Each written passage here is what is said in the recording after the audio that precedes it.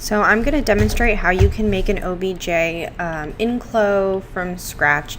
You can make very simple OBJs or simple shapes. For anything very complicated, we do recommend an outside 3D modeling software, but simple things like buttons or maybe some buckle shapes, D-rings, you can easily make in CLO. So I'm going to show you this process kind of from beginning to end, starting actually making the pattern piece or making the shapes that I'm going to turn into an OBJ. So first off, I'm going to make a like a little ring shape.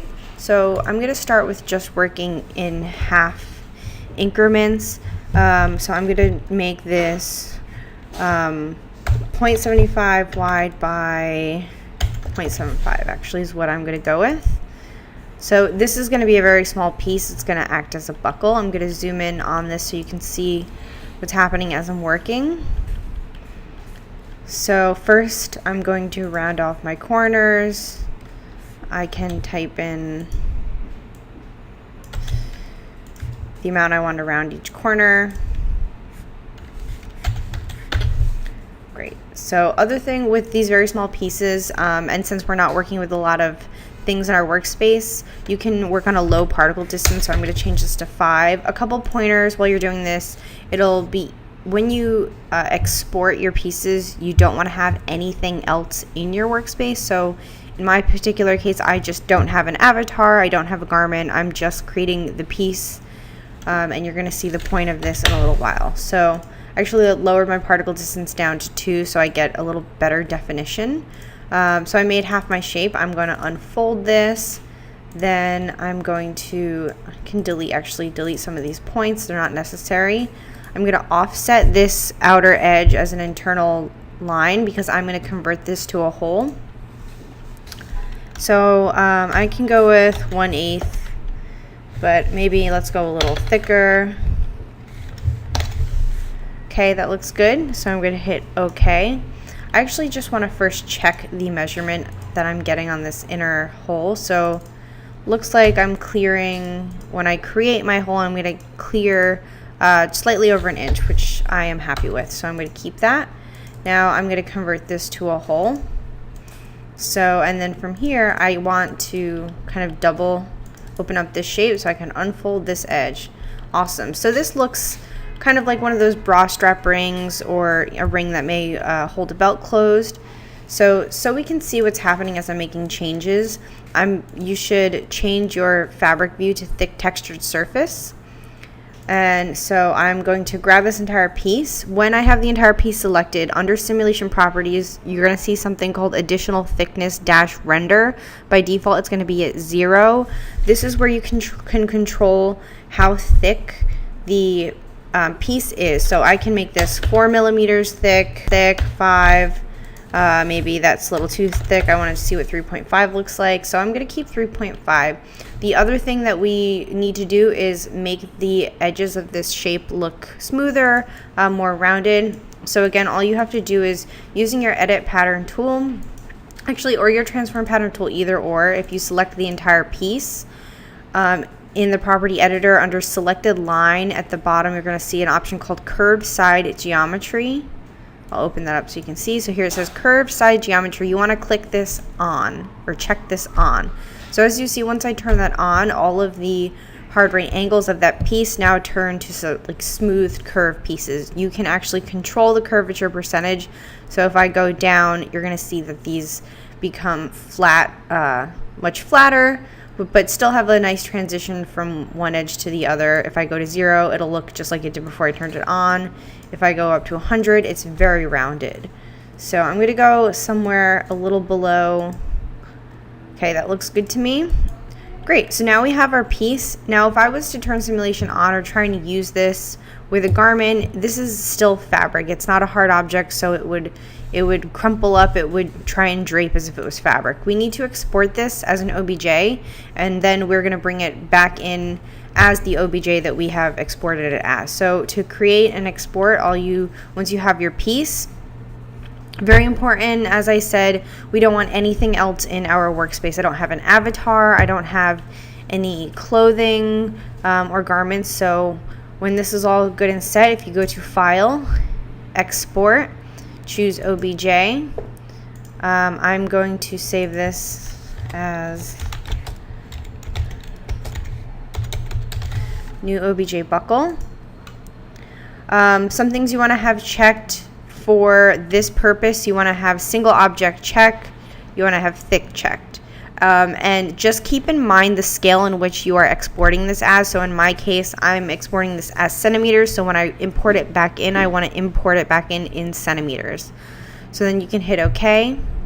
The other thing we're going to have to do once we've done this is we have to extract our OBJs from a zip file, because that's what gets created. So I'm going to extract all, just replace my file. Great. So once you've created your OBJ and extracted the folder, and now you have the OBJ file, I'm going to show you how to add this to a garment. So I have my garment here. I'm going to put that buckle into this belt, into the front of the belt. So first thing you want to do is go to File, Import Add. You want to make sure that you choose Import Add, because it will add the object to your workspace. So locate the file, click Open. Once you see this dialog box, you want to load this as an avatar. There are two different ways that you can load an OBJ, as an avatar or as a trim. For this particular case, you want to load it as an avatar. You'll have better properties to work with to attach it to your garment. You also want to make sure that the unit of measurement that you're importing it in as is the same as you exported it when you created it. So you can hit OK. So you're going to see it pop into your workspace. So using the gizmo tool, you can move it to where you want it to be. So this might take a little maneuvering, and it's kind of actually just going to float or hover in space where you want it to stay.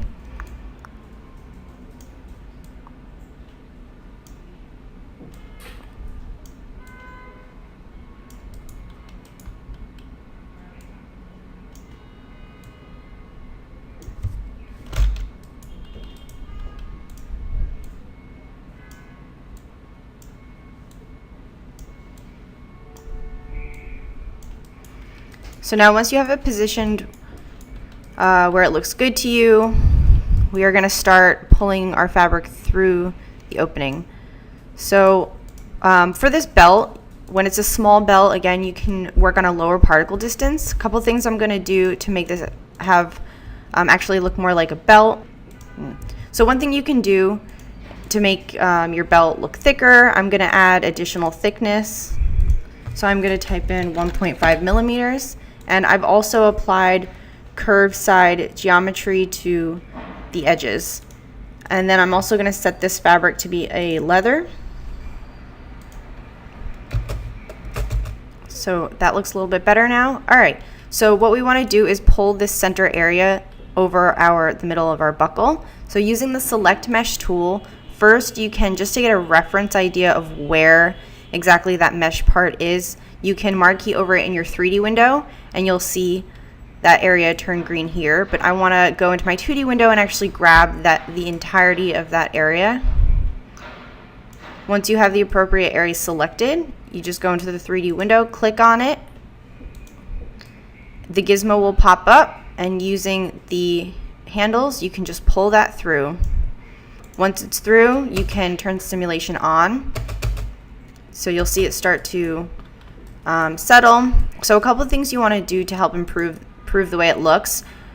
If you click on the OBJ has a property called skin offset. This acts as an invisible buffer to help keep pieces from kind of melting into the avatar or the OBJ. What you want to do is slowly walk this down.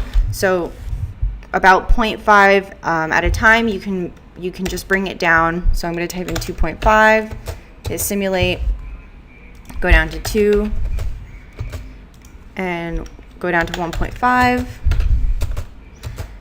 You don't want to really go any lower than 0.5. Try and keep it between 0.5 and 1. If you bring it down to 0, the pattern pieces may start kind of melting into the avatar. So I'm going to just go down to 1. That looks good enough. Great, and now this looks nice. Other things that you can do, you can add color to your OBJ. So just click on it any other way, or use the color picker if you prefer. And that is it. Other things that if your pieces of your pattern are kind of poking into your OBJ, once you lower the particle distance of those pieces in general,